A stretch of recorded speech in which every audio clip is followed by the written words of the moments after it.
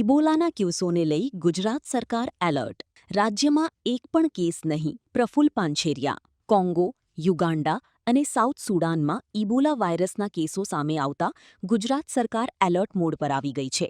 જો કે ગુજરાત કે ભારતમાં હાલની સ્થિતિએ ઇબોલાનો એક પણ કેસ નોંધાયો નથી અને નાગરિકોએ ગભરાવાની કોઈ જરૂર નથી તેમ આરોગ્ય રાજ્યમંત્રી પ્રફુલ્લ પાનછેરિયાએ જણાવ્યું છે.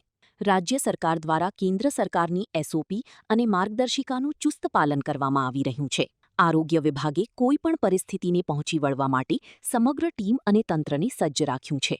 ઇબોલા વાયરસના શંકાસ્પદ દર્દીઓ માટે અમદાવાદ સિવિલ હોસ્પિટલ ખાતે 32 બેડ, સુરત સિવિલ હોસ્પિટલ ખાતે 10 બેડ તેમજ શંકાસ્પદ પેસેન્જરો માટે અમદાવાદની એસવીપી હોસ્પિટલ ખાતે 60 બેડની અલગ વ્યવસ્થા ઊભી કરવામાં આવી છે. આરોગ્ય વિભાગના જણાવ્યા મુજબ રાજ્યના તમામ વહીવટી અને આરોગ્ય અધિકારીઓ સતત મોનિટરિંગ કરી રહ્યા છે અને કોઈપણ ઇમરજન્સી સ્થિતિ માટે સંપૂર્ણ તૈયારીઓ કરવામાં આવી છે.